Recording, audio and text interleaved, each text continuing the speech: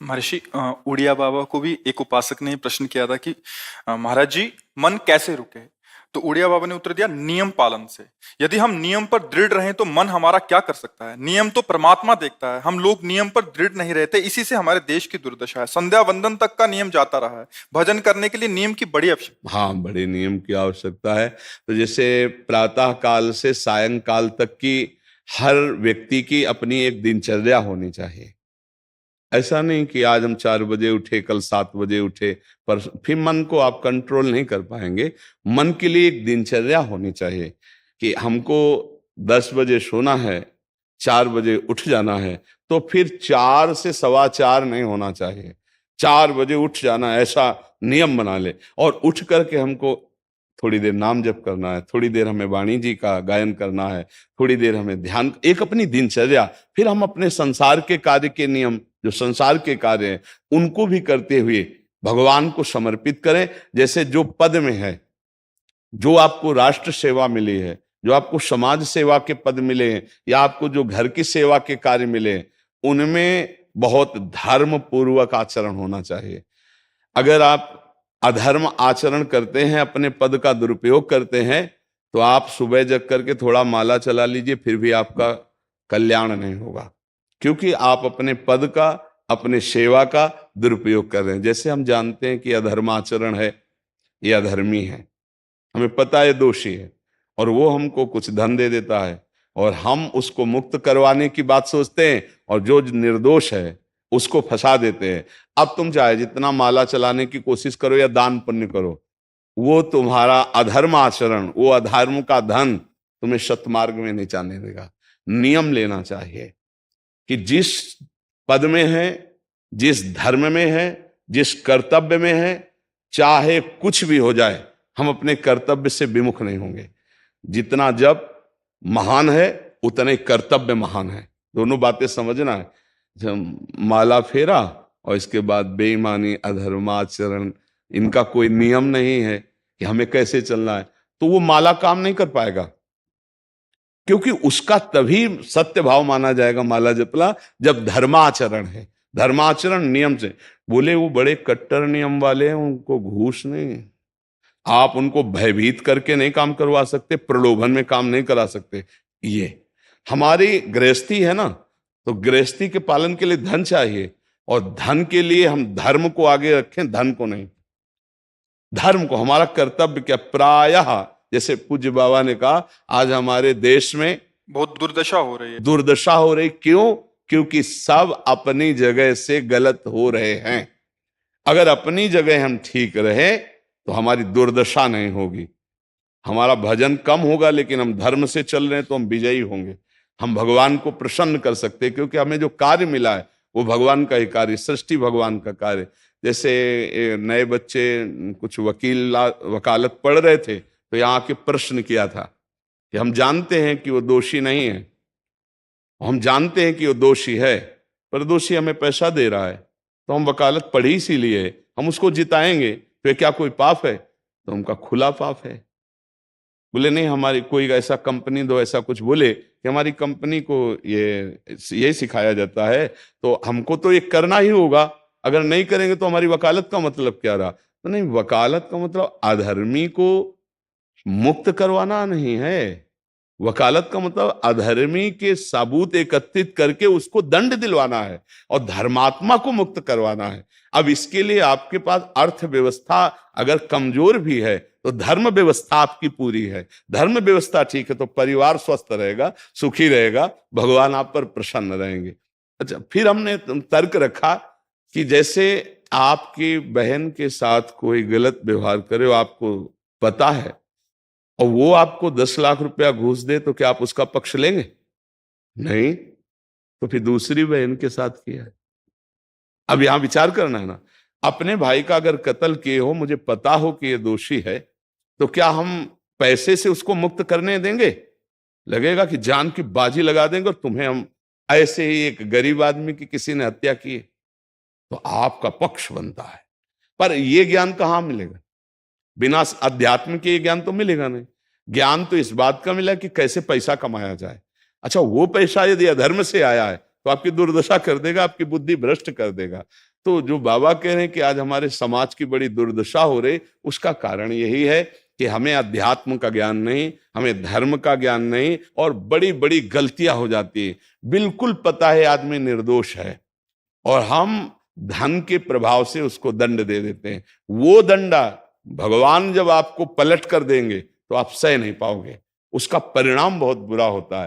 तो इसलिए समाज को चाहिए अपने अपने कर्तव्य का पालन करते हुए एक नियमावली बना ले। जैसे कुछ दुकानों का नियम होता है कि वहां फिक्स रेट होता है, नहीं होता? वहां ये नहीं चलेगा कि कसम से कहते हैं कि तुम्हें हम अपना जान करके कि 100 रुपया मीटर ये मिला है, हम बिल्कुल मुनाफा नहीं ले रहे। नहीं, झूठ क्यों बोल रहे हो? दुकान खोले हो मुनाफा के लिए, झूठ क्यों बोल रहे हो? नहीं लेंगे मुनाफा, हम जितने का लाए हैं उससे मुनाफा लेंगे, पर 120 रुपया मीटर देंगे, कपड़ा बढ़िया है, नाप फिट है, इससे नीचे नहीं उतरेंगे, हमें सफाई देने की जरूरत नहीं है कि हम कसम खाते हैं या ऐसा। जानते हो ये बिजली है, दुकान है, नौकर लगे हैं, तो इसका मुनाफा लेने के लिए दुकान खोलें, कोई दान करने के लिए तो नहीं। तो सबको पता है मुनाफा लेगा, लेकिन एक फिक्स दाम, उसे 10-20 रुपया का मुनाफा लेकर के हम उसको बेच रहे हैं। लेकिन झूठ क्यों बोले? बोले झूठ के बिना धंधा नहीं चलता। नहीं, ऐसा नहीं है। अब असत्य बोलोगे तो उससे जो आपको मुनाफा मिलेगा वो आपकी बुद्धि भ्रष्ट करेगा, और सत्य है कि मुनाफा के लिए है वही चीज, और आप एक फिक्स रेट में दे रहे, बढ़िया है। अब अगर आप कोई मिलावट करके भोजन सामग्री दे रहे हैं, आपको पता है, तो जो खाने वाले के हृदय में बैठे हुए भगवान हैं वो तुम्हारे जीवन में मिलावट कर देंगे, तुम्हारा जीवन महान दुखमय हो जाएगा। ये कहां समझा जाता है? एक आदमी सिंथेटिक दूध बना रहा है, उससे कहो ये अपने बच्चे को पिला, नहीं पिलाएगा। फिर ये दूसरे का बच्चा जब पिएगा तो उसकी हालत क्या होगी? दूसरे शरीर में जाएगा तो हालत क्या होगी? वो केवल धन की बुद्धि रख रहा है। एक आदमी घी में केमिकल मिला रहा है, एक ऐसे अभक्ष पदार्थ मिला है, वो स्वयं नहीं खाएगा, लेकिन वो होटलों में भेजा जाएगा, हजारों लाखों लोग खाएंगे, बीमारी बढ़ेगी, उसको रुपया से मतलब है। ये चीज, ये दुर्दशा हर जगह धर्म का ज्ञान न होने के कारण फैल रही, नहीं फैल रही। एक मरीज बीमार है, असली दवाओं में पैसे ज्यादा है, नकली दवा लेकर के असली के दाम में बेच देना, उसको बिल्कुल फायदा ना होना, लेकिन परमात्मा देख रहा है। तुम जानते हो नकली दवा है, वो तो नहीं जानता बेचारा, ज्यादा पढ़े लिखे नहीं, किसान आदमी गांव का आया है, तुमने दे दिया और उसने पैसा दिया असली के। अब वो पैसा तुम्हारी बुद्धि भ्रष्ट करेगा, तुम्हारे परिवार में कलह पैदा करेगा और तुम्हारा पतन कर देगा। ऐसे हर डिपार्टमेंट में, हर विषय में यदि हम अपने धर्म से चले, अपने सत्य से चले और थोड़ा भी भजन होगा, वो आपको उत्तम गति प्रदान करेगा। पर ऐसा कहां समझ में आ रहा? अध्यात्म के बिना भला ऐसा समझ में आएगा? तो इसीलिए कह रहे हैं हमारे देश की दुर्दशा हो रही। पूर्वजों में पहले यह था कि हमारा धर्म नहीं जाना चाहिए चाहे प्राण चले जाएं, हमारा चरित्र नहीं जाना चाहिए चाहे सर्वस्व नष्ट हो जाए।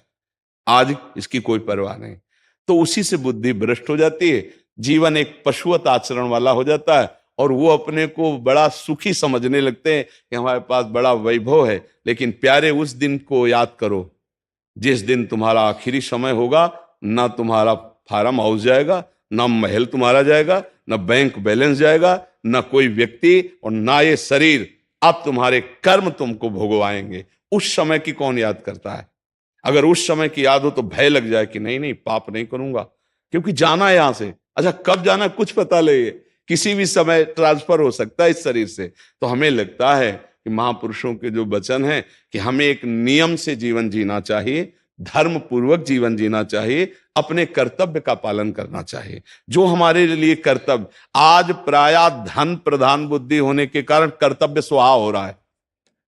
एक विद्यालय में विद्यार्थी के लिए जो गुरु पद में बैठा, उसका क्या कर्तव्य है? वो अपने कर्तव्य को भूला हुआ है।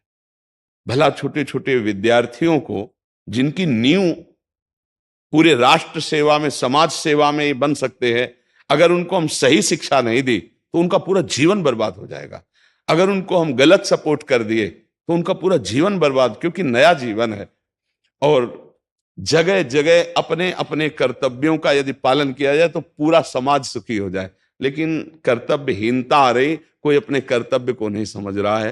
तो यही बात महापुरुष जनों को दुख लगता है कि अगर सब अपने कर्तव्य का पालन करें, धर्म का पालन करें, भगवान का नाम जप करें तो सब सुखी हो जाए।